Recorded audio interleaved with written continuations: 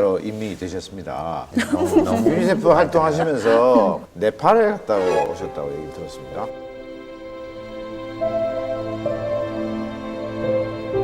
예. 네. 사실은 제가 이 자리에 나가야 되겠다 네. 마음먹게 된 네. 게 그 유니세프 일이기도 해요. 네. 그러니까 네팔 갔을 때 환경이 너무 나빴고요. 네. 이렇게 보고 있는 것 자체가 좀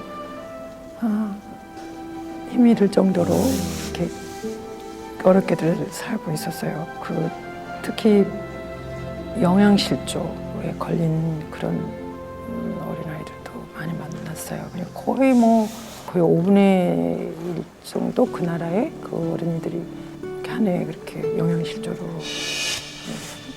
목숨을 잃는다고 그래요. 근데 그게 사실 하루 3끼 이렇게 먹게 하는 그런 프로그램도 있는데 그게 우리 돈으로 한 끼 660원이에요.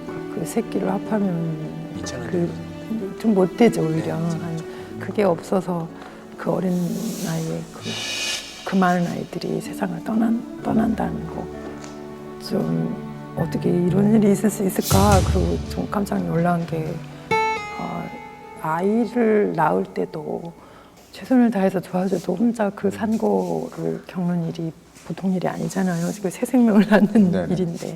그런데 아주 누추한, 그러니까 이런 표현이 좀 그렇지만 거의 소외양간 같은 그런 수준의 움막으로 보내면 혼자 거기서 아이를 낳고, 또 그 애는 13살에 거기가 좋은 제도가 있으니까 13살에 결혼을 해서 15살에 아이를 낳았대요. 그래서 지금 20살이니까 아들이 5살이죠.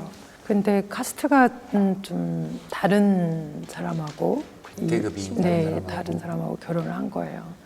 그 아들을 낳고 어떻게 잘못돼서 그 집에서 좀 내쫓김을 당했고, 제가 좀 이야기를 듣다가 너무 안타까워서 꿈이 뭐냐라고 물었어요.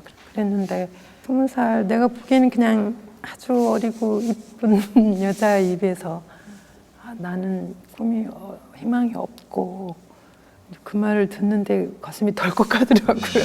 나는 희망이 없고 내 그 아들이 카트만두 쪽으로 가서 학교를 다녔으면 좋겠다.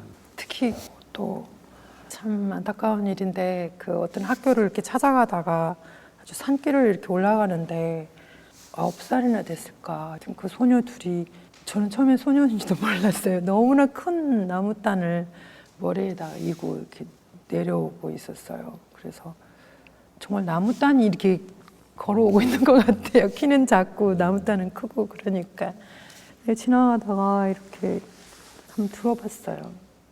너무나 무거워요. 성인인 내가 들어도 들 수가 없어요. 그걸 머리에다가 이렇게 이고, 아이들이 이렇게 학교를 가고 싶은데 그 학교를 가지 못하고 이렇게 아동 노동을 하는 모습을 많이 봤고, 돌아오는 내내 제 어린 시절이 계속 겹쳐졌어요. 네. 그리고 우리도 사실 그때 학교를 못 간다라고 생각했을 때 찾아오던 그런 절망감이랄까, 네. 그런 거 생생하게 기억하고 있기 때문에 그 공부를 하고 싶어 하는 그런 아이들을 볼 때 남일 같지가 않았고, 적어도 학교에 가고 싶은 네네. 그 어린 애들은 좀 학교에 가야 되지 않을까. 그게 내가 누군가가 그렇게 해줘야 되지 않을까 하는 그런 생각이 정말 간절히 들었어요. 그 세상을 떠나신 이제 박완 선생님 같은 네네. 경우 본 게 죄다 이런 말씀도 하시고, 또 가장 좋은 그 공감했던 건 비참을 구할 수 있는 것은 사랑이다라고 그렇게 말씀하셨고, 제 생각에도 되게 사람으로 하여금 상처도 많이 받고 그랬지만 네네. 또 일어설 수 있는 것도 또 사람에 의해서 그렇죠. 이렇게 일어나잖아요. 네네. 이게 뭐 땅에 넘어진 사람은 또 땅을 짚고 일어선다고 그러잖아요. 그런 것처럼 어떻게 보면 자기 마음을 조금만 내면 네네. 그 어떤 한 사람 한 사람의 삶이 좀 밝은 쪽으로 바뀔 수도 있다.